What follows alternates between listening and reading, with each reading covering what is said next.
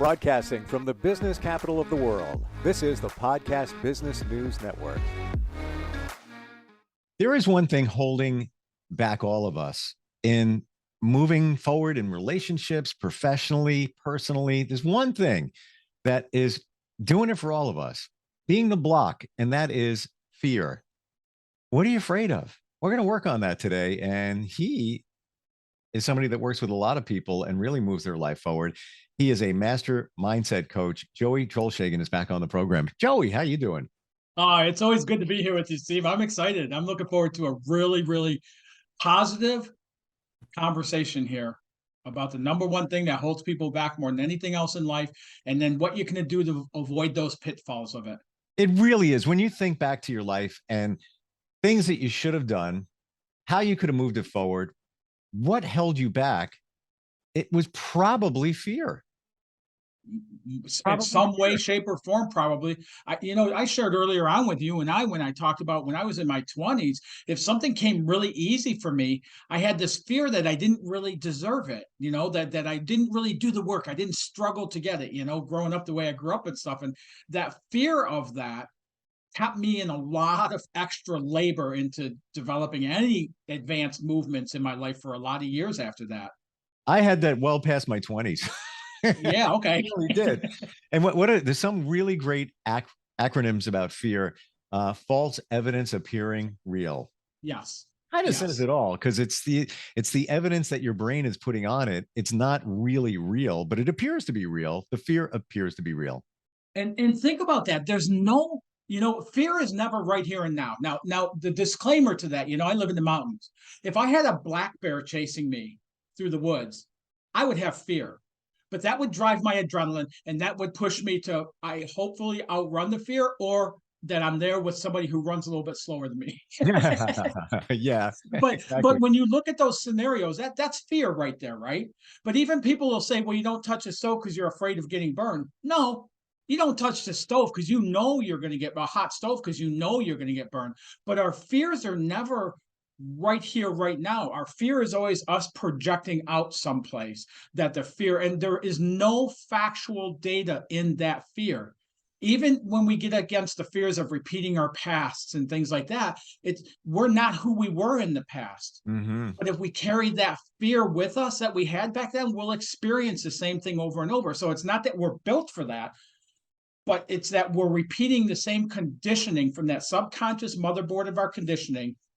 We're repeating those actions over and over, and they will always get us the same results. It's impossible anything else. Well, you said something before, when you touch the stove, you're going to get burned. When you mentioned the bear, you said, I hope I outrun the bear. No, you are going to outrun that bear. Or be with somebody a little bit slower than me. Yeah, or either of the two is perfectly fine, but just I'm putting a positive spin on it. I get you. No, I get you, though. It's going to happen. Yeah. And you said something else in the present.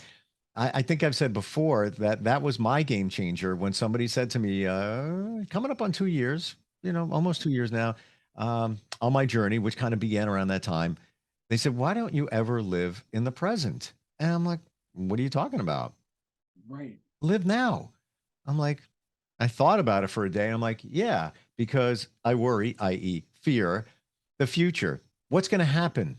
Don't worry about it. Worry about now.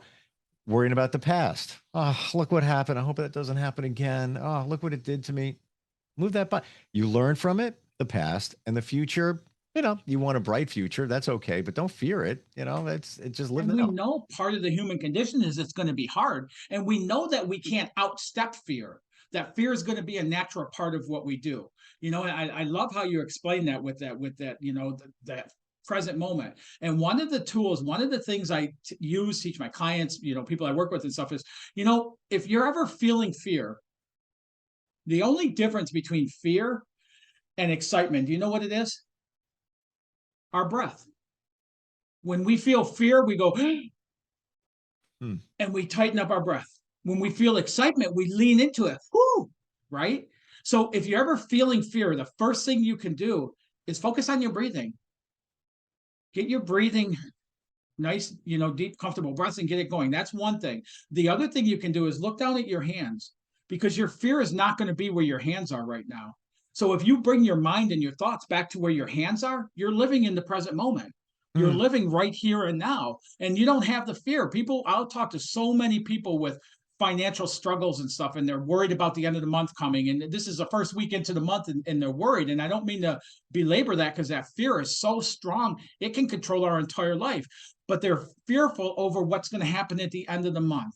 You know, these athletes I work with at RimPage, you know, they're basketball players, and the fear will cause them to defeat themselves before they ever step out on that court, Steve. Absolutely. And what it is, and it's growing, and I've really categorized fear in two different places.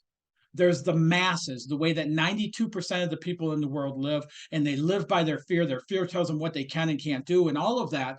And it creates a lot of struggle. It creates a lot of like extra effort and massive actions and doing things that we don't even want to do, but we're doing them to kind of overcome this fear. And then there's the crushers.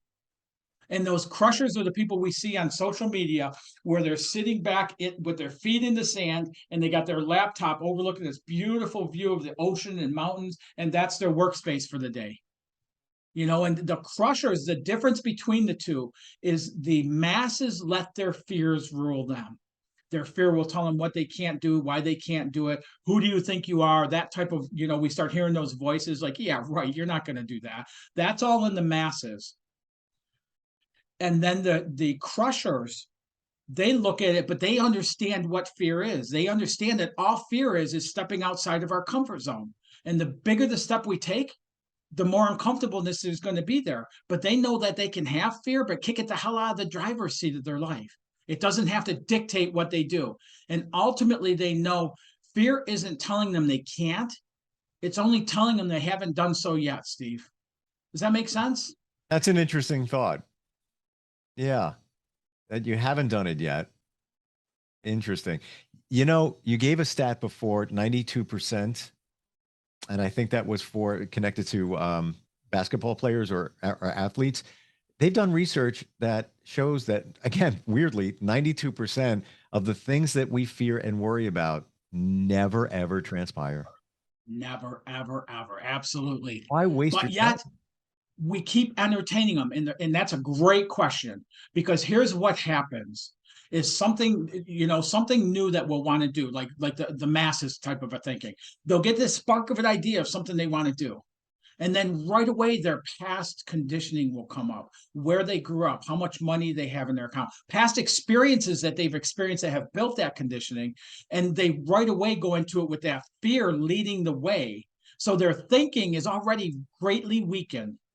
And then when they get into their feeling mode of it from the thinking, it's already skewed, and they're half beat already, just coming out of the gate before they take a single action. And most people's greatest desires for their life, Steve, are defeated at that point and never get a single action taken into that desire. And it stops right there. And it stops right there, and it dies on the windowsill of life, kind of like that fly trying to go through the window, you know. Because of the fear, they'll try harder and harder and harder and end up exhausting it and burned out. And that's why so many people that have great business ideas never step into it, because they're so afraid of facing that fear. The crushers know there's going to be fear there, you know, and how achieved you are, you know, the way I see you and stuff like that, you're like Superman. But when I look at that with you, and I'm not flattering you, I really mean that from my heart. When I look at you with that, you've had to face a lot of fears and go through them. Right? Yes, but I will tell you this, Joey, and I'm always very transparent. If I didn't have fear and lack of confidence, I believe I would have even gone way further in my career. And not to say that, no, that's great.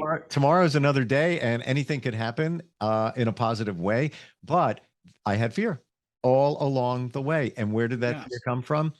From my childhood. From my childhood. Absolutely. Absolutely, the conditioning. Now think about if you'd in your 20s had somebody like me come along that can help you not get rid of the fear, because we never get rid of it, you know. But like a really good friend of mine used to tell me, you know, because fear it's a thought. We combine it to a feeling, but it's really based on a thought.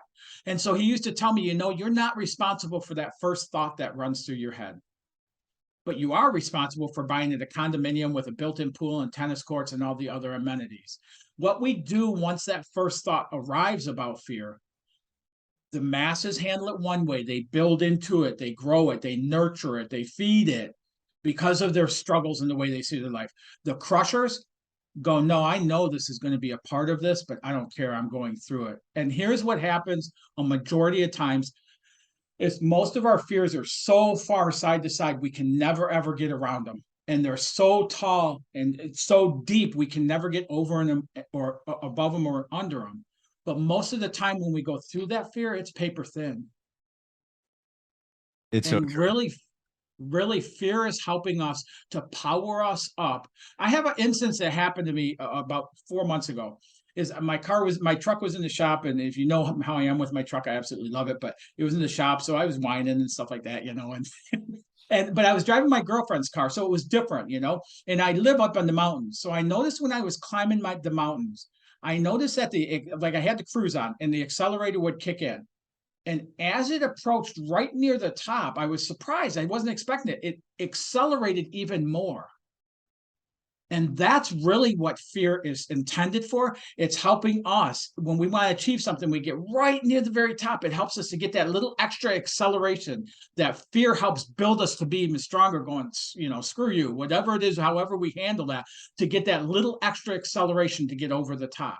That's how fear can be managed. When I say about the crushers manage their fear, that's what I'm talking about. Well, you're letting fear work for you as opposed to work against you. Now, as a master mindset coach, Joey, how do you get in that mindset where you're in a positive frame of mind? You let those things roll off your shoulder. You're not going to worry about them so much. One of the things is doing things like hang gliding. Yeah, well, I know. Aren't you taking a certification for that or something to lessen that? Yeah, I'm getting it. Yeah, in fact, I'm going next week to go off the mountaintop, pending weather. But yeah, I am, Wow. like 2,000, 2,300 feet off, and yeah. But really, that's what it is. Eleanor Roosevelt, she used to say, do one thing every day that scares you. When we shift that, so there's a long process, not long, I mean, it happens within weeks, but there's a process I take my clients through. And what we do is we start identifying, as we're going through the SMT method, we start bumping up against those fears so that we can shift those fears and use those to really as fuel to launch further than we could have without the fear. And so as we're doing that, and then we start implementing things of people moving into doing what they really want to do, they're going to face fear there. But having having a coach, having a process that helps them to shift that fear, and exactly like I said about that car accelerating even harder right at the peak of that mountain, going over it, is having somebody there to help us do that. All of a sudden, things start changing so quickly in our life, and we start understanding what the crushers know is that fear is there to help empower us, not to beat us down. Do you feel this way after you go through the process, that you look in the rear view, so to speak, and think, why did I worry about that? Why did I do that? I have to tell you, if I could do it over again, and you can't be like the Monday morning quarterback, why did I worry about money? Yeah. I should have never done that. And it was, well, what happens if this goes away, or what that changes that job? How will I support my family? But I always say this, it all works out. Don't worry It, about it, it. it always does, but I didn't always used to be that way. And again, like we talked about before, is like, none of us got to choose the conditioning we had at birth. We didn't get to check a box and go, oh, I want to be, Trump's child, or I want to be, Right. Grant Cardone's. We didn't get to choose that. So we got the conditioning we had. And that's what it starts in building. Like you said, it goes all the way back to childhood. That's what starts building those beliefs. I grew up watching my parents struggle my entire youth. Struggle, it wasn't fun, but it was normal. And so repeating those same patterns, I told you the story. At 9 years old, I went to a friend's for the weekend. His dad gave us $20 to go get Dairy Queen. And I was like, oh my God, my family's got to save up to be able to do something like this, Yeah. And I went back home and I felt that energy and I thought, man, something's not right here. And I'm not living like this when I grow up. And then I grew up, and in my 20s, I repeated that exact same thing, Yep. so it's that conditioning. And so to go back, so here's what I come to with what you asked, Steve, is we can go back and we can want to go back and come in later and stuff like that and do it differently and stuff like that. Or we can learn and grow from that and shift that conditioning. And then not only am I doing it for my life, are you doing it for your life, but we're doing it for every generation that ever comes after us. And all of a sudden, you see a family of 5 kids like what I grew up in. that aren't struggling financially, that aren't working exhaust every hour they can and beating their bodies and everything else just to pay bills to, you know what I mean, to feed 5 kids under a roof. You're not skipping meals so that your kids have food. You know, we're changing that conditioning from that point forward. And I see that with my 26-year-old son, Joey, who's just this adorable kid. So, Guess what? My older daughter is just turned 27, and I see oh, that wow. same exact thing. Doesn't really have any fear. Like, she became a nurse, went through all the schooling, and she advanced and advanced and advanced. And I'm like, and I look back now, I'm like, how did she do that? Because Yeah, she because just, of you, because of how you've gone through and shifted these things within you, you were able to teach her a whole nother way. That's very honorable. Like, how awesome is that, you know? oh, and just, I came from what you came from as well. I had a single mom. I made my own toys half the time. You know, my Mm. greatest thing was taking thread and putting a cape on a little action figure and having it propel down a thread like like Oh, nice. that was a toy. That's pretty cool, though. But that was Yeah. it. You Yeah. use this, your imagination. You speak about the SMT method, and Mhm. for anybody that's not familiar, explain that. SMT stands for. Yeah, the SMT method is a subconscious mindset training method. So we have the conscious mind, it's what we focus on, and everything else. It's where people that talk about, yeah, you just try to positive think your way into the life you want. And it doesn't work. And I tried it for many years. But you got the conscious mind on where we're focusing on. But then you have the subconscious. And the subconscious it absorbs whatever the conscious mind's focus on. So there is an importance to positive mindset. But then within the subconscious, there's this motherboard, I call it, of all the programming of what we grew up hearing, what we went to school, what we've decided, our perceptions we've made based on our own experiences. And that's all in there. The other powerful thing about the subconscious is what triggers brain waves to determine the actions we take and don't take. So somebody living in fear is not going to take actions that could lead to an explosion of finances in their life, or, where the crushers, the other side of people who know that and have that conditioning in alignment, they will take those actions. And that just leads to more and more of them building the abundance in their life. So, Hmm. And that's the subconscious is the programming that we were talking about that comes from your childhood or your upbringing. it is, and it goes throughout our whole life. We've had programming in this conversation with you and I, in the conversations we've had. There's been some subconscious programming within that, where the things we're speaking of, that we're talking about tools, we're talking about avenues, ways of doing things differently to experience life differently. All of that goes into to the subconscious in that what I call a motherboard there. And all the greats, they talk about that same thing. If you look at Wallace Waddles, you look at late Bob Proctor, you look at any of these people who have done these works, they talk about that process and that link between our subconscious and how we experience life. And ultimately, you can never outperform your subconscious, ever. It'll never happen. The good news, though, is you can go in there and shift that programming and start raising that ceiling up as far as what you achieve in your life. I just had a wild thought as you were speaking, Joey. As I'm looking at you, and I almost like looked to the wall for a second, and something came to me. Imagine if we let go of so many things, like people in your life that don't serve you, some of the things that are around you, how you could just rocket ahead. Like, Oh, yeah. I just had these a visual, and I'm even thinking of things in my life, that's a chain there, that's a chain there, to a weight. Imagine if you just shifted it over and just like when you jump in a pool and you're holding a beach ball and you go to the bottom and it's like, it Yeah, becomes absolutely. Yeah. imagine that. Man, if you could do that, oh man, you'd be like this superpower. Seriously, this superpower in attracting the things you really want. What stops, and everybody wants that. Everybody wants to be like that. Nobody wants to live in fear, doubt, worry, and lack of finances and everything else, Steve. But part of the whole thing with it is we don't even understand, by our own accord, we don't even understand we're living through that conditioning. So to sit down and go, okay, I'm going to take a pad of paper and a pen and figure out where my conditioning is, we don't, because it's so normal to us. That's the benefit of Yeah. having somebody like me that can help you quickly identify that. And as I was building the SMT method over the matter of 2 decades and longer, and multiple coaches and multiple programs, and I give piece here and a piece there and a piece there, and anybody can do that, or they can get a hold of me and we can start shifting that within days and making those shifts. Just like these guys, like I talked about earlier on RimPage, and whether it's athletics, whether it's your own business, whether it's working as an employee, whether it's finances, relationship, even your health and well-being, is I talked about that is we defeat ourselves before we ever take an action. So even if we're taking an action, we have no real expectations that incredible miracles and big, huge things are going to come as a result of that. So if you're playing on whatever court in life you play on, and you're going out there and you're defeating yourself before you even get there, you're killing your shot. It's like wasting your time, effort, resources, and everything else. Once you get into that alignment, you're going to find out life, the successful people, the crushers, they don't do certain things. Crushers, the most successful people in the world, they do things a certain way.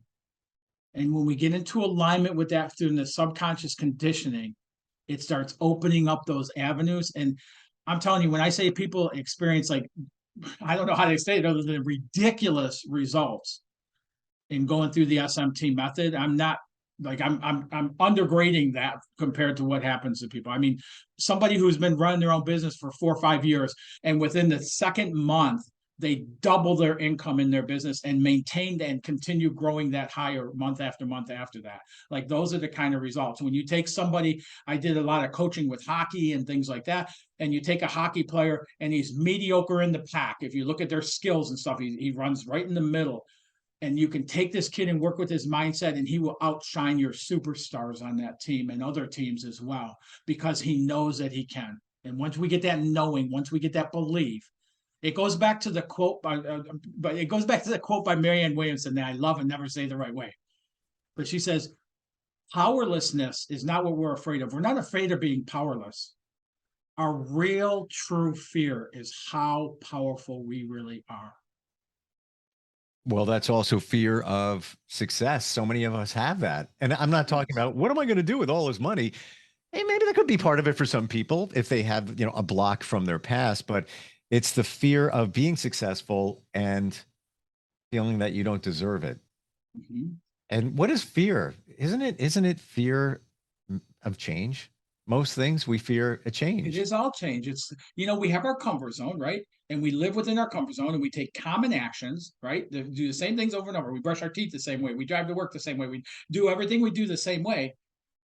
But we want different results. But common actions can only ever produce common results. But the moment we step outside of our comfort zone, we're stepping into new territory, and that can be scary. And it's supposed to be scary. But that fear in that is to sharpen us and help give us the horsepower to overcome, not to hold us back. And so many people have seen from their results, their upbringing, that's your limit. Your limit is when fear kicks in. It's just not true, though.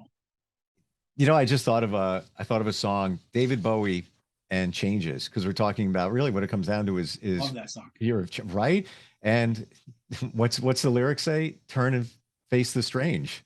Yeah. Time may change me, but I can't change time. Something like like that.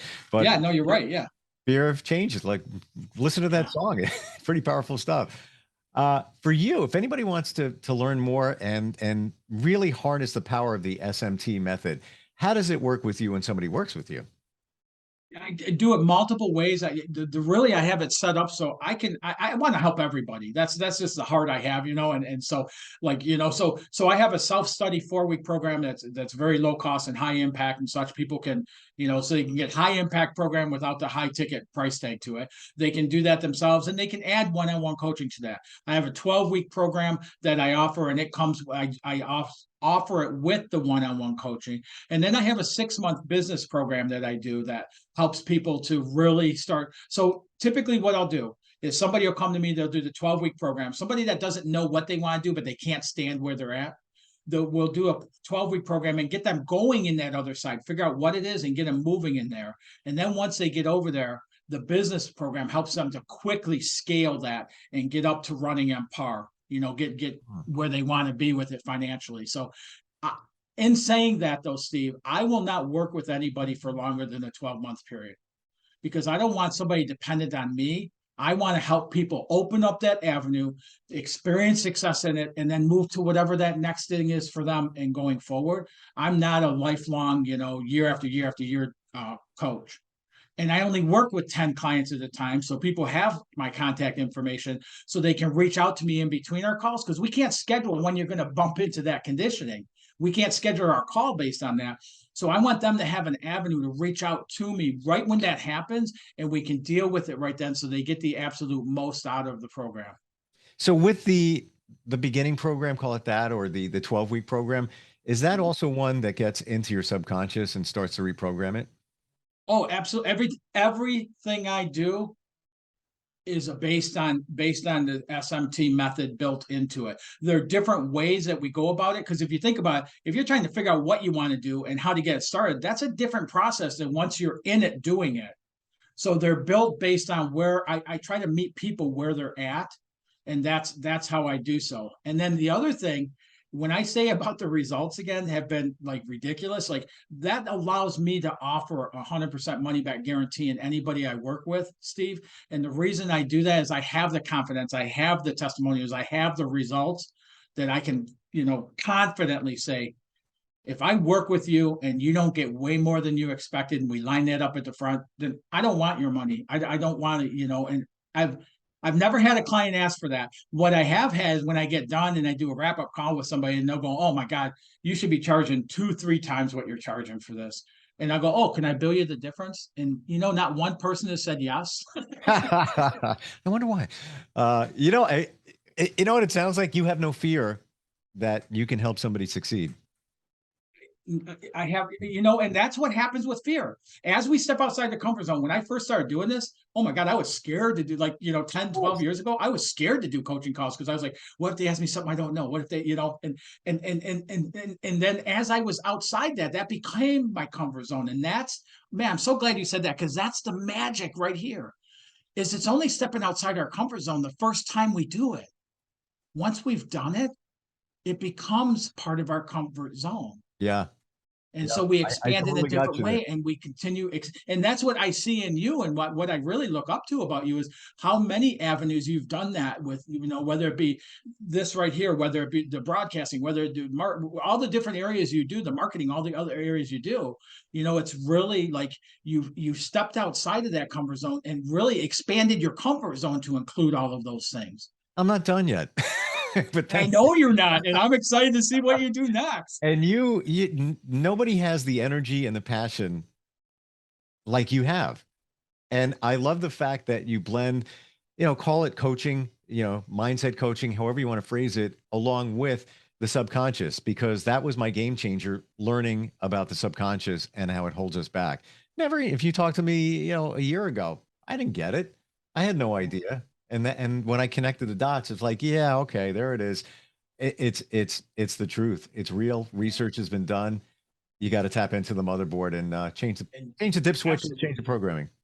Absolutely. And again, our mindset, our conscious mindset is important. But I spent years trying to positive think my way into the life I wanted, and I was more and more inwardly disappointed at the results and how they never seemed to show up. It wasn't until I got to the subconscious level, and really, even with what I do, I equate it to kind of climbing Mount Everest.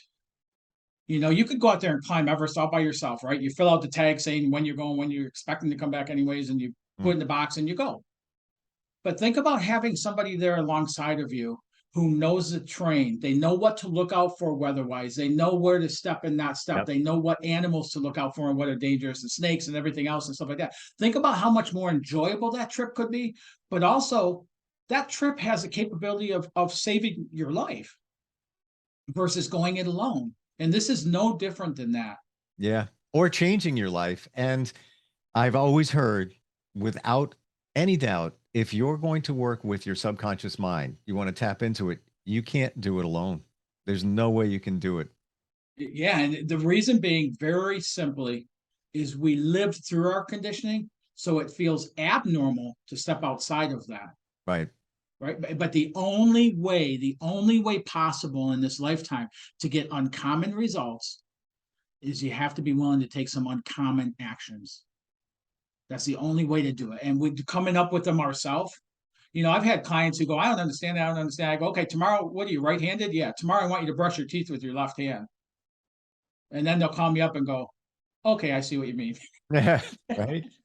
Comes down to turn and face the strange. That song again, it's in my head. Yeah, that's great analogy right there. Turn and face the strange. IFGT. It's freaking go time, right? Yes, sir. I've been waiting for you to say, what time is it? I was trying to remember the website and it was like IFGT. There's more to it on the website. Yes, there is, right? IFGT. IFGTcoach.com. Coach.com. Got it. Yeah. It says it right there. It's freaking go time. Turn and face the strange. It's time to move. It is. And it absolutely is. And one of the other things I want to say is back to Rim Page, because it's such a great scenario for all of life, is here's guys that they didn't make it to college, or they couldn't afford to go to college even. And from 15 years, no limit on top, they can sign up with this league. And these people are getting professional contracts at places playing basketball and stuff, their passion. And even the guys that are getting the contracts can't believe it.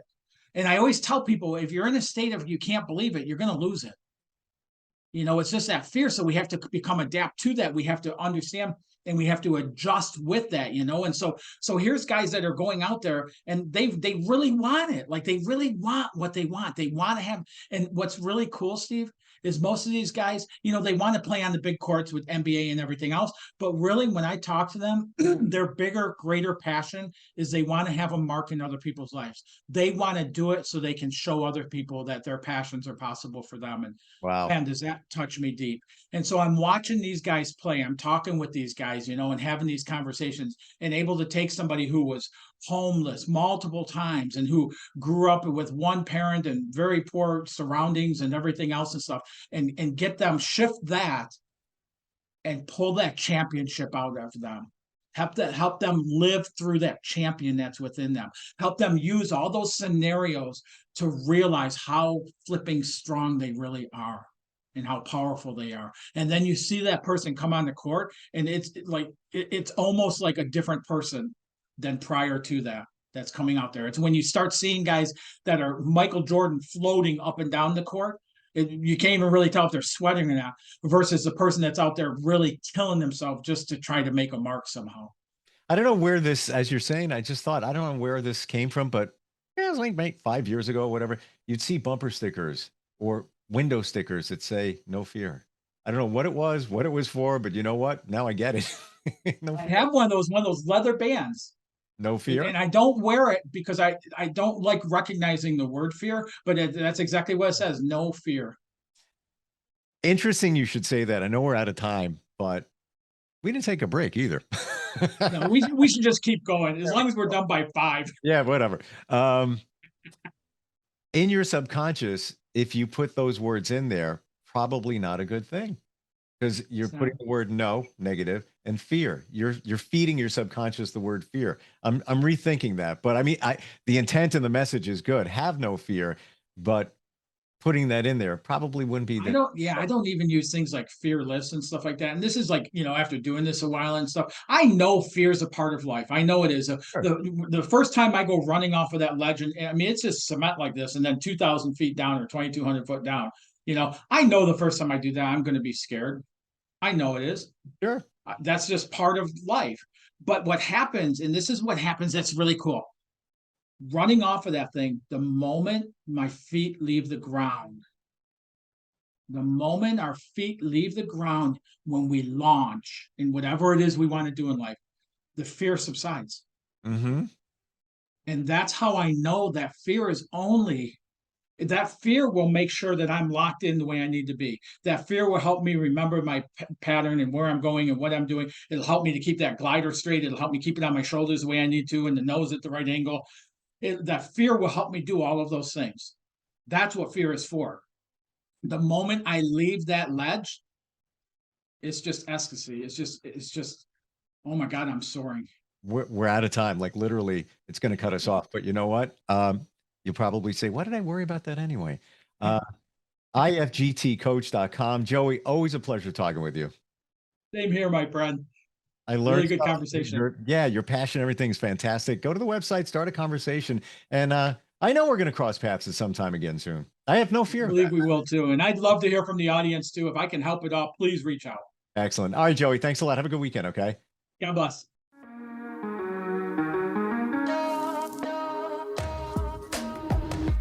Broadcasting from the business capital of the world, this is the Podcast Business News Network.